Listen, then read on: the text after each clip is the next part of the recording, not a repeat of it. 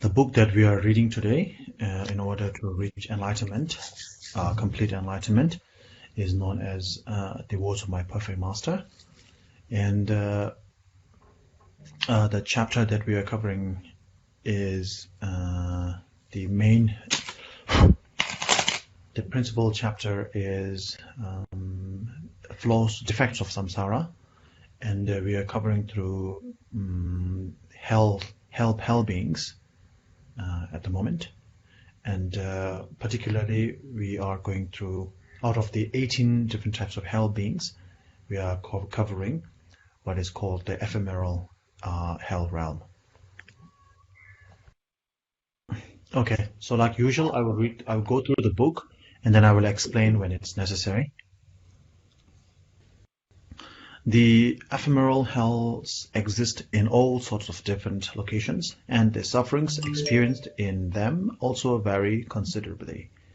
Beings may be crushed between rocks or trapped inside a stone, frozen in ice, cooked in boiling water, or burned in fires.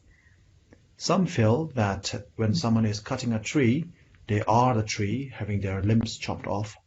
Some suffer through identifying their bodies with objects that are constantly put to use, such as mortars, brooms, pans, doors, pillars, hoops, and ropes. Examples of stories about these hells are the account of the fish sent by Lingzhi in Yamdrok Lake, and the frog that the Siddha Tangdong Gyalpo found inside a stone.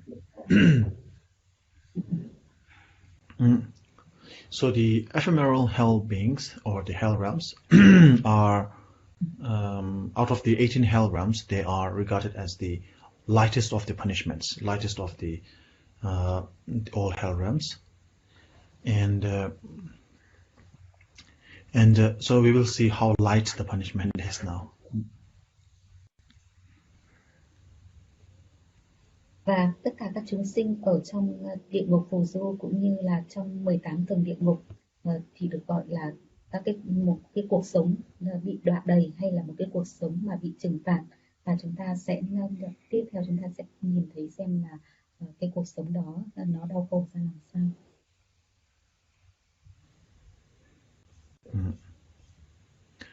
So now this is a place, and so this is a story from Tibet.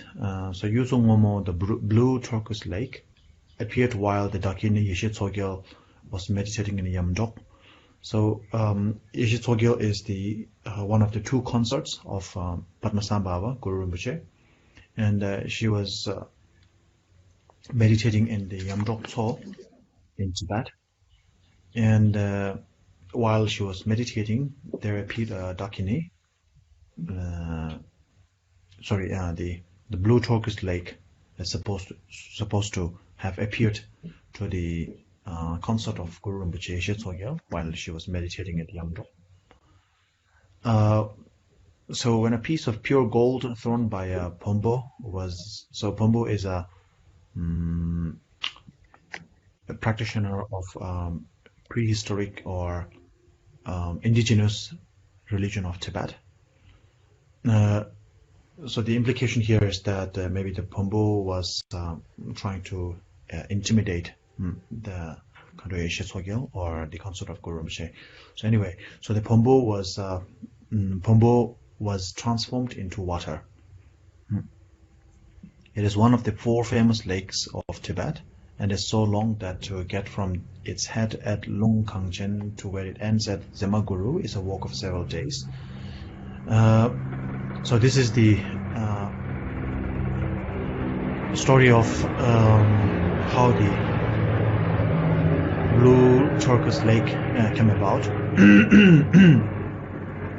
Anyway, so the actual story is related to what we are going to read after this.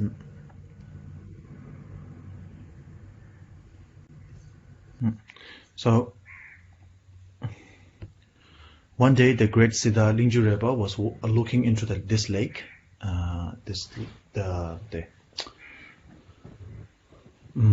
blue turquoise lake, and then he started to weep. He started to cry immediately. All of a sudden, he started to cry. he started to cry, and he was saying, poor thing, don't misuse the offerings, don't misuse the offerings. So when the people who were with him asked him to explain what's going on, he said, the consciousness of a lama who misused offerings has been reborn in an ephemeral hell in this lake and is suffering terribly. And the people around him, they wanted to see. So the Siddha, the Siddha means great sage, a sage, or a sage or a saint, someone who has attained some spiritual realization. A person who has attained some sort of spiritual realization is regarded as Siddha. So Lingzhi is a great Siddha, great sage. So the Siddha miraculously dried up the lake in an instant, revealing a huge fish, so big that its body spanned the lake's entire length and breadth. The fish was squirming in agony because it was completely covered with small creatures that were eating it alive. Lingzhi Rebbe's attendants asked him who it was that had such an evil karma, and he replied that it was the Zangla Tanache, the Black Horse Lama from the Zang region of Tibet, from the central Tibet.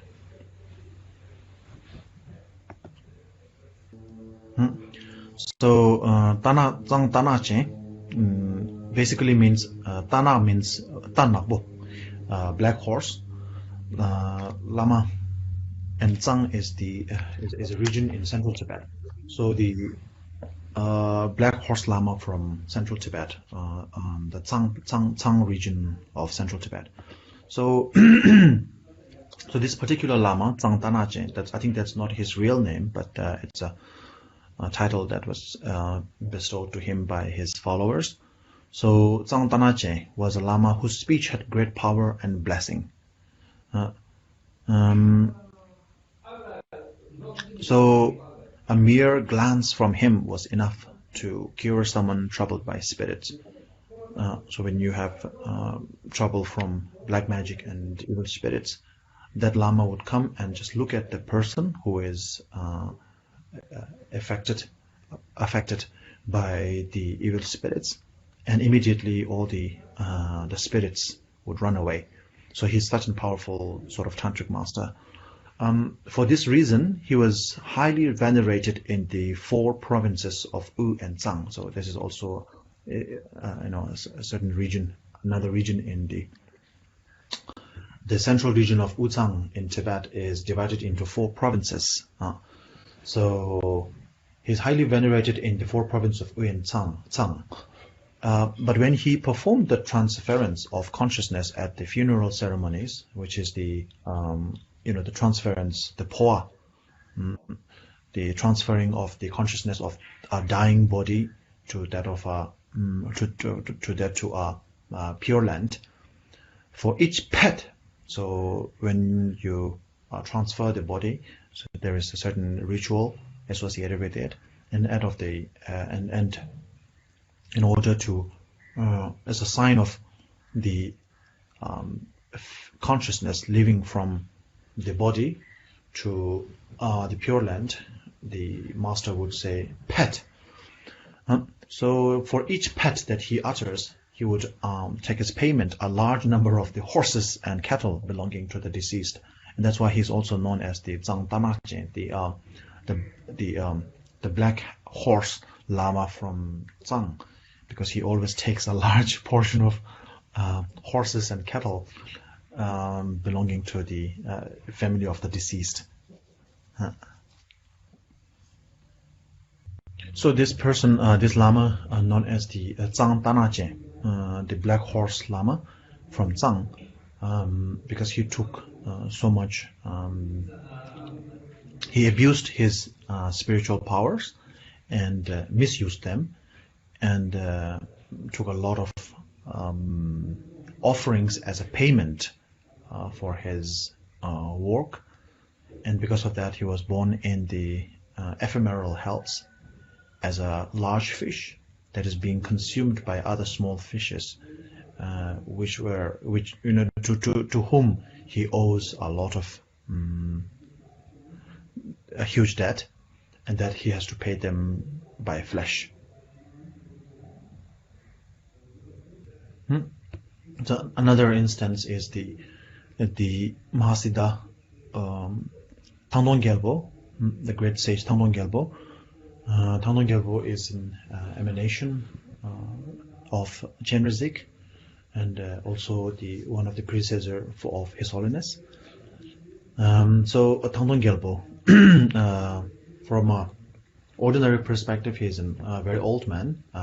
He has the appearance of a very old man, and he was the initiator of the Tibetan opera performance. So the story is that back in those days there were a lot of landslides and floods in Tibet, and then it becomes difficult for the general public to cross over, to go to other villages and other places, to cross over the rivers and so on and so forth. And in order to bridge the gap, he decided to build the bridges made from iron. And in order to do that, he would need money. He would have to finance it, and then to finance the bridges that would actually help people to cross over the river and so on and so forth, he decided to start the play, the opera. So he was the Tongkhor Rinpoche started the Tibetan Hamo, meaning the Tibetan Hamo play, which is the Tibetan opera. So he initiated that. So Tongkhor Rinpoche, in secret, of course, he is a great practitioner. In ordinary appearance, he has an appearance of a very old man. That's another story. He is a very old man, anyways. So he is a very old man, and it was said that when he came out of his mother's womb, he was already an old man. I think in his 100 or something. So by the time he was born out of his mother's womb, he was already a very old man. And so he decided to build. He started the Tibetan opera system in order to finance the bridges that he wishes to build for the people to cross over rivers and to get over to get across from one village to another village.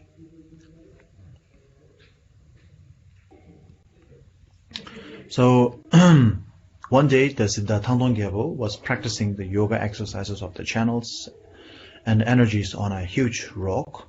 The rock split in two. Inside there was a huge frog. Innumerable small creatures had attached themselves to it and were eating it alive, making it open and close its black mouth in unbearable pain. When his companions asked why this had come about, Tongkhor Rinpoche explained that the being who had been reborn in that form had been a priest who sacrificed animals. Now this is Pedro Rinpoche telling us, Pedro Rinpoche, reminding us, the practitioners of today, practitioners of, well, when he says today, it means like over 100 years ago, but the same thing applies even today. So he says, look at the lamas of today.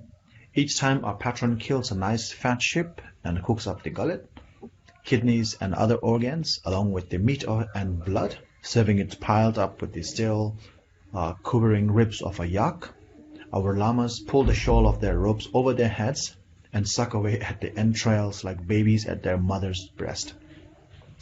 Then they cut themselves slices of the outer meat with their knives and munch them in a leisurely fashion. Once they have finished, their heads emerge again, hot and steaming. Their mouths gleam with grease and their whiskers have acquired a reddish tinge.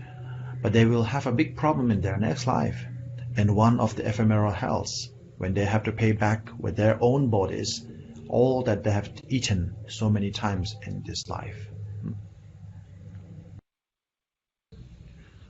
These once Palden Choyong, the High Abbot of Ngor. Ngor is one of the three main seats of learning at the Sakya tradition. So the High Abbot, the Chief Abbot of Ngor, was at the Derge, which is in the Kham, eastern side of Tibet, Kham. So he posted many monks along the banks of the river Ngulda, commanding them to let nothing pass by. Towards evening, they saw a big tree trunk floating on the water, so they had hauled it into the bank and took it to the abbot, telling them that they had seen nothing else. That must be it, he said. Split it open. Inside they found a big frog being eaten alive by the mass of insects. After doing a purification ritual for the frog, the abbot said that the frog had been a treasurer of Dirge, named Pogye. So he was the manager, financial manager, the treasurer. Today they might seem all powerful, but so this is again Zapaju Rinpoche recounting. Today they might seem all powerful, those lamas, those treasurers, and those priests, so on and so forth. But all those chiefs and high dignitaries who dip into the public purse should think about the ephemeral hells and be careful. So this is something. All these things have not happened in the long history. It didn't happen in the in the far past. It happened actually in the very. It didn't happen in the distant past. It happened not like maybe 60, 70 years ago, during the time of the two teachers, the two tutors of His Holiness, the younger tutor H.E.Siling Tongkhor. So these things were these accounts, the accounts of experiencing or being able to witnessing the ephemeral hell realms. There are many accounts of people witnessing the ephemeral hell. So as I said, His Holiness His Holiness the junior tutor H.E.Siling Tongkhor actually witnessed such ephemeral hell realms when he was young. So these things are something real and something that it is not just a sort of a concoction of imagination. So it happens to especially people like myself who pretend to teach and preach, and then who pretend to be a guide and spiritual guide, and take offerings from the devotees, and then do not actually practice what we preach. So it is something very real. So at one point, the Lama, the teacher, may be very powerful. He may have some supernatural powers, like being able to tell the future and being able to heal people and so on and so forth. But if that practitioner, if that Lama was to, such as myself, if I was to abuse and misuse my skills, I don't have any skills, by the way, but if a Lama such as myself were to misuse and abuse their skills with an ulterior motive, abuse people like this way, then the consequence is very clear. It's in the ephemeral hells. So there's a saying in Tibetan that which simply means what you have been in your previous life, what you have done in your previous life, just look at yourself, or just look at your body. Where you're going to in your next life, just look at your mind. So if we look at our mind, how our mind is functioning, what our motives are, when we engage in different activities in the world and life, we can be pretty sure where we are end up, in the higher realms or in the lower realms. Yes. You don't have to ask a Rinpoche or a teacher like, oh Rinpoche, where I'm going to be born in my next life. No need to ask. Just ask your mind. Hey mind, what you are thinking about, what you have been thinking about, and then the mind will tell you where you're going to go, where I'm going to go, very clearly. And this is a very practical answer the mind can give. The Lama cannot give you a practical answer, because when the Lama says you're going to be born in the hell realm, then you're going to be so disappointed, maybe then you will stop doing anything, and then you will be actually born in the hell realm. But if your mind tells you that you are going to be born in hell realm, you can actually change your fate, because the mind is like a map. It shows where you're going, where you are going to go, where you're going to end up. So you can always reverse. You can always steer yourself away from the place that you don't want to end up. Now we will continue to read the book. So these were the what we just read is a story from Tibet. Now we are going to read some story from the time of the Buddha.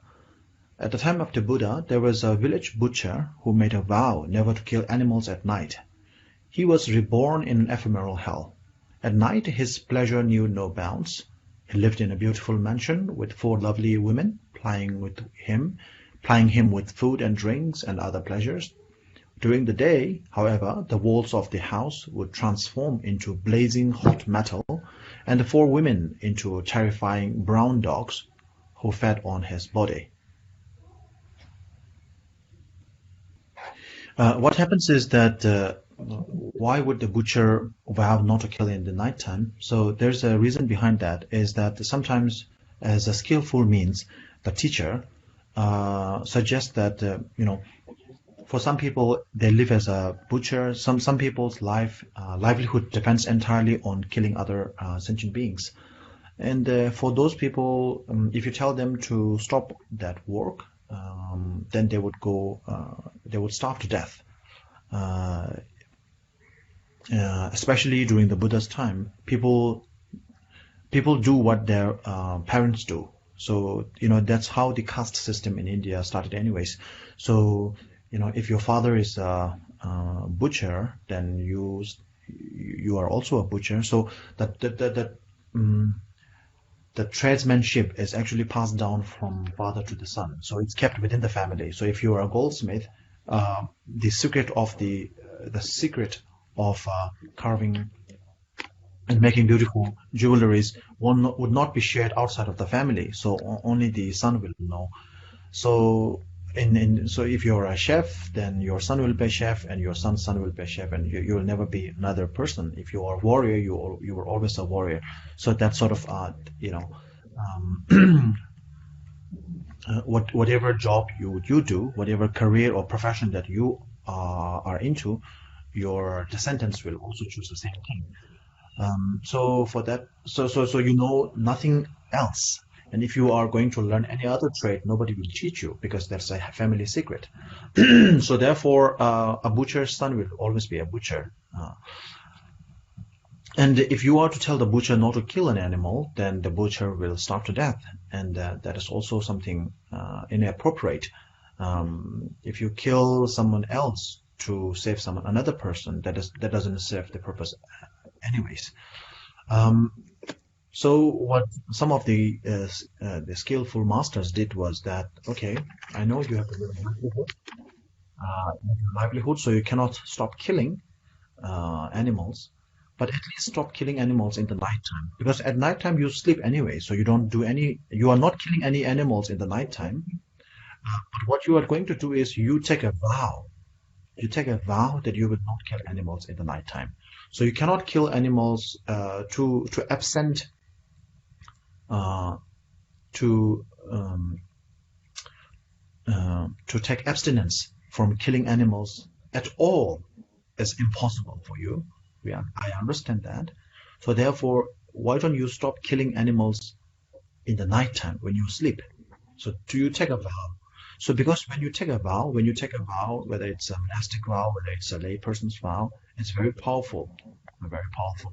So because of the vows that he has taken in his next life, he was able to live a very good life in the nighttime because he took a vow. But during the daytime, since he is engaged in killing animals, he also was being butchered by the 4 dogs, which were his wife in the nighttime, and then so this is how the story sort of entails.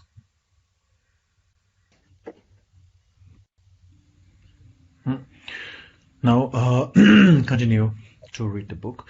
Long ago, Srona saw an adulterer who had vowed to keep from infidelity during the day. In contrast to the butcher, he suffered only during the night. So this is another story. Now one more story. There was once a delightful monastery housing about 500 monks.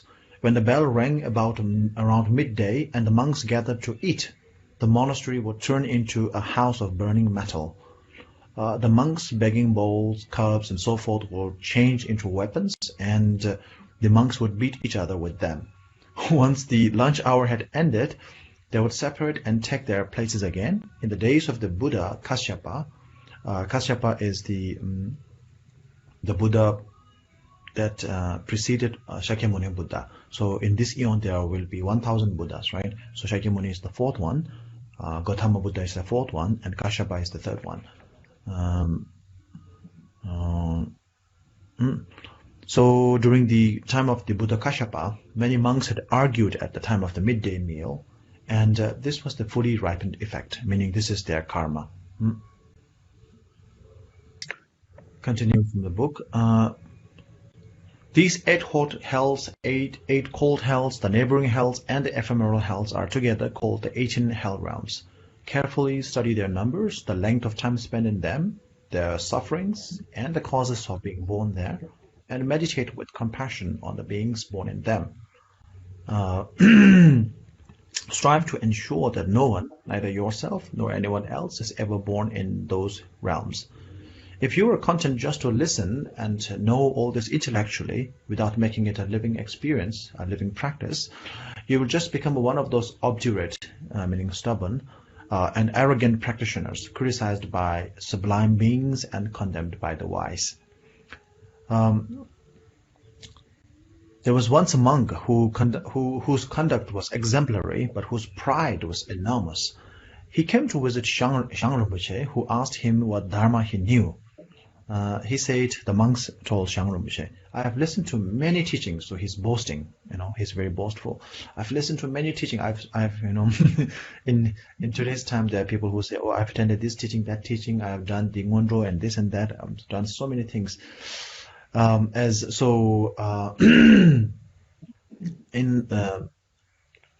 Anyway, I've listened to many teachings, the monk said. Then tell me the names of the 18 hells, Siling Rinpoche said. So he said, okay, usually when they listen to the teachings, they always listen to we always go for the, the most profound teachings like emptiness, then like tantric teachings, initiation, Chakrasamvara, Vajrabhairava, all these things. So I think he's quite well versed in that.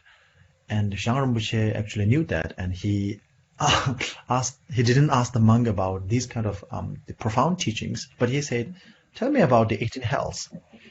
And then he said, okay, the 18 hells are the 8 hot hells and the 8 cold hells.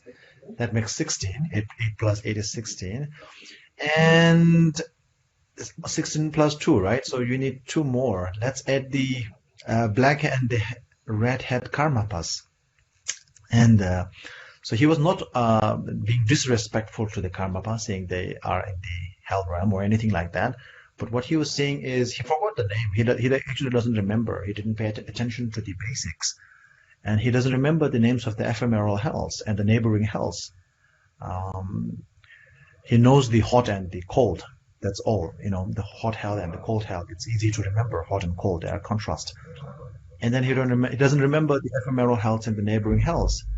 And at that particular time, the red and the black head karmapas were very popular in Tibet. So to save face, he's just said the 8 hot hells, the 8 cold hells, and the 2 karmapas.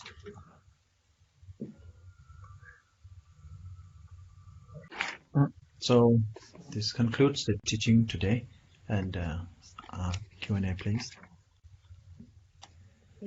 Rinpoche, I have 2 questions. Read them. Prostrate to Rinpoche. When we cut a tree close to the door, or even when we light the candle, we don't know how many beings we killed. So we say, would it be better to avoid doing this? Or would you please give us a teaching about this and how we can do it properly? Thank you. Thank you, Rinpoche. Oh, yeah. That's a very good question. Excellent question, actually. So, just like remember the story of the butcher.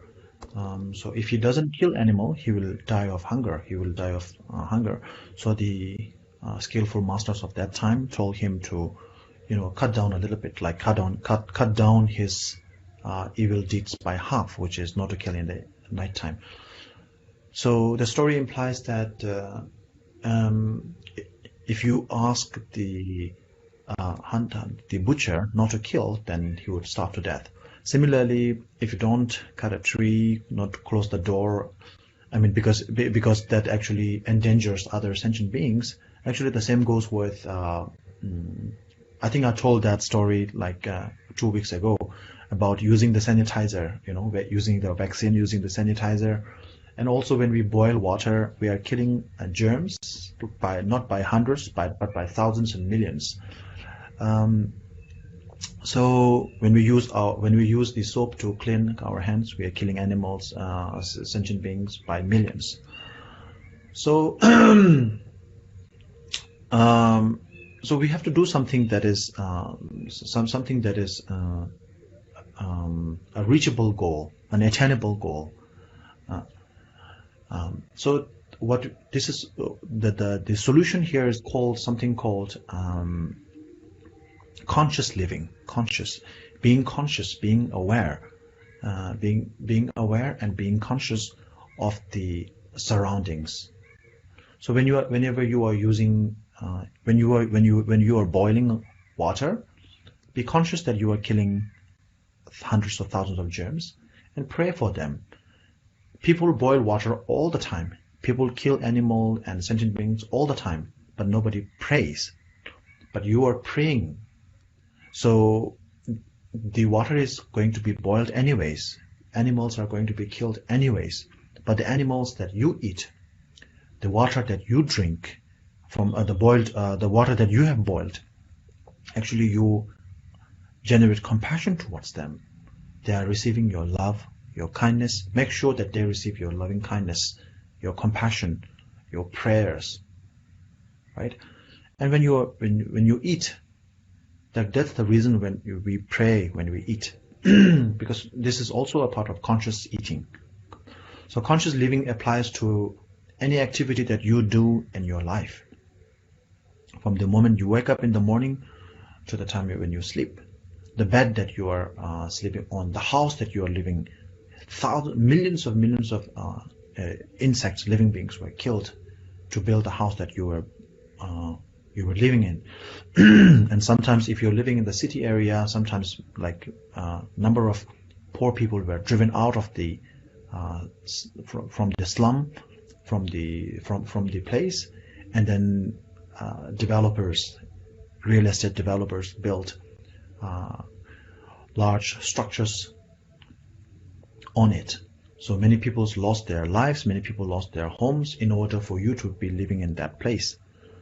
Can you change everything in an instant, everything in a year, everything maybe in your lifetime? You cannot change everything. But what you can do is you can be conscious about that. You can bring awareness to it, and you can, if you cannot bring awareness to it, if you cannot bring awareness of the whole world to this thing, you can bring your own awareness to this thing.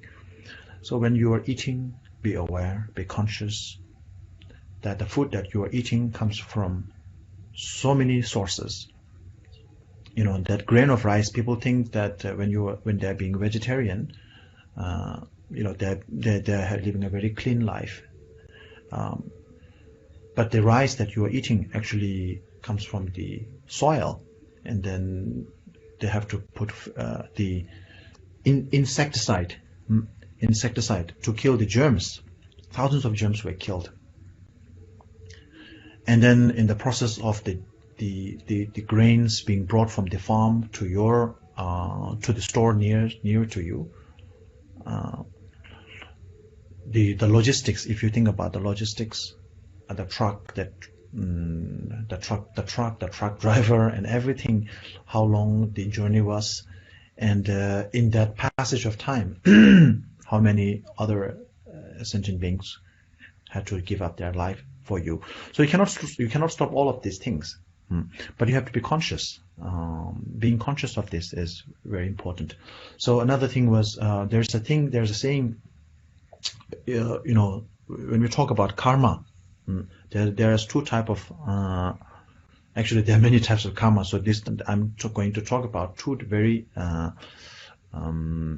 important types of karma. So this in Tibetan we call it jela sakpele, jela masakpele. Literal translation would be performed, or action being performed but not accumulated. A karma that is performed, a karma that has been done but has not been accumulated. So what it means is when you kill an animal, for example, when you are driving a car, or maybe when you are walking and you step on the example given in the sutra is that when you are walking on the street and then you ran over an ant, you have no idea that you killed that animal, right? And but if there is a lot of animal, or if there is a lot of insect around that area, you probably have killed some insects. So when you come home, if you rejoice in the fact, like, okay, these insects are so troublesome, they come and you know, eat my sweets, they are so troublesome, I'm actually glad that I was able to kill those animals, insects. Actually, we do that when we do the sanitation, right? When we use the hand sanitizer, we rub it, and when we read the label, it says 99% alcohol, 90% alcohol. Oh, that means it can kill the germs. And when we rub it afterwards, we are, you know, there is a relief. That relief is actually a form of joy. We are happy that we are able to kill the germs. So in this particular case, we are happy that we kill the germs, and then we have no regret about it. In this case, this is action that is performed and accumulated. Okay, jela saba, which means the action is performed. We kill the animal, we kill the living being, and then we are also rejoicing. We are not regretful. So in this manner, we have accumulated the karma. Whereas in other scenario, like for example, if we kill the animal or we kill the insect, we use the hand sanitizer because there is no other way. We have to survive, and but also being conscious that we are killing thousands of germs, and then being regretful, you know, that you know, I'm so sorry that I take your life. So if you have that kind of being regretful, doesn't mean, oh, I'm so now what have I done? I've killed so many insects. Now everything's done. I'm not going to go to work. I'm not going to do any prayer. I'm just going to, you know, let myself starve to death. No, that's not the thing. That is, you know, that is another form of extreme. as long as we are breathing as a breathing life as a human being, we have to eat. And whatever we eat, we are actually putting other living beings' life into danger. There's no way out of that. So just be aware. Just be aware. Be aware of that. If you are eating meat, be aware of that. If you are eating vegetarian food, that has also cost a lot of lives. So be aware of that. And then pray for the animals, pray for the insects, pray for all the living beings that actually made it possible for you to have this food. So appreciate what you have. Give credit to those who actually were generous to you. And basically, so that would make it chela masabele, which means an action that is performed but not accumulated.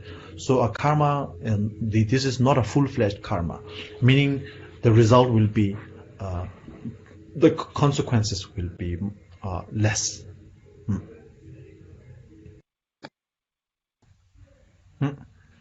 Okay. No. Next, please. Homage to Rinpoche.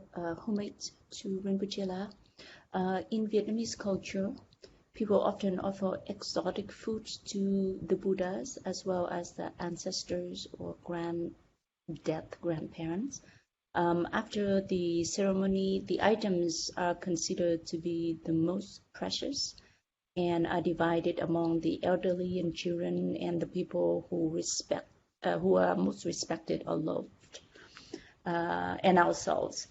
So are we really abusing the offerings, and what do we do with the offerings after the ceremony? Thank you, Rinpoche.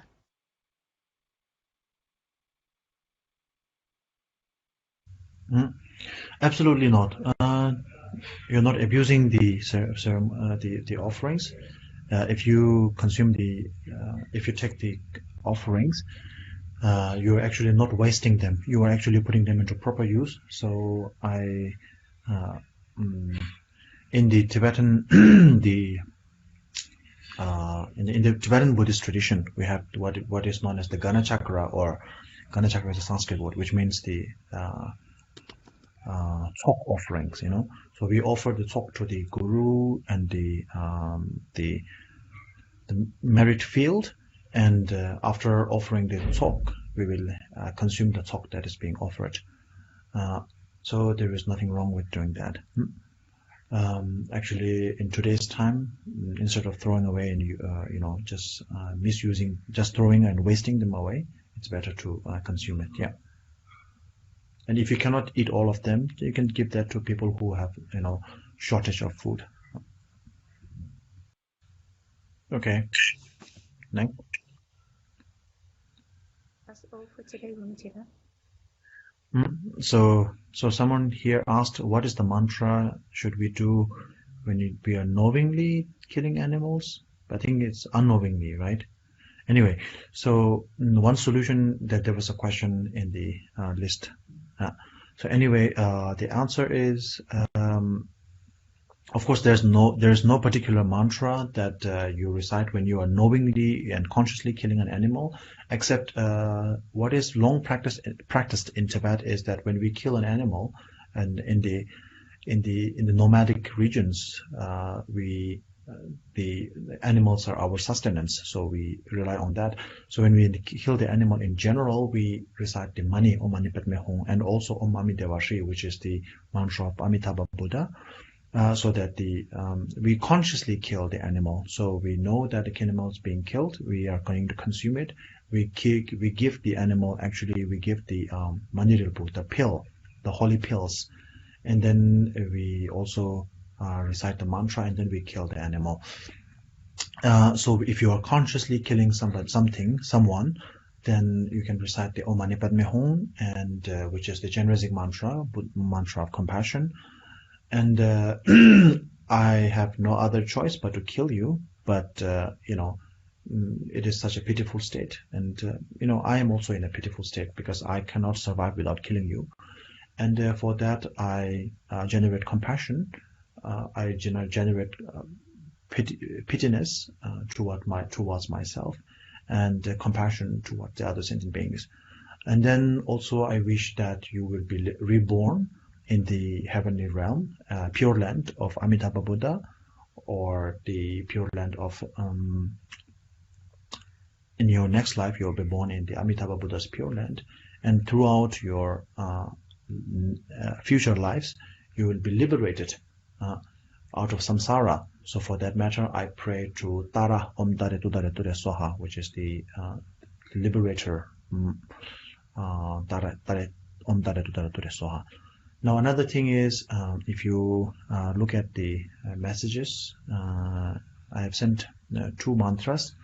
One mantra is known as Om Krejara Gana Hung Shri Swaha. So this mantra you can, this mantra we recite every morning 7 times. Om Krejara Gana Hung Shri Swaha, Om Krejara Gana Hung Shri Swaha. Recite that mantra 7 times, and then you can spit on your foot, or you can just put some saliva, or just blowing is also okay. So blow on your feet, and if you do that, whatever animals that you, insects, any living beings that die under your feet that day will be born in the 33rd heavenly realm. So this is not a pure land, but it's a heavenly realm. So it is one of the 3 higher realms. Another thing is, if you are eating meat, then you can recite the Om Avira Kechara Hong mantra 3 times. Recite the mantra 3 times. Om Avira Kechara Hong, Om Avira Kechara, Om Avira Kechara Hong, and then blow on the meat that you are eating. It doesn't have to be the meat that you are actually eating. It can be other meats. If you see the meat on the street, somebody butcher, killing, and so on and so forth, you can just recite this mantra Om Avira Kechara Hong 3 times, and then the animal will be blow over to the animal that is being killed, that is dead. Then the dead animal will be born in the Pure Land.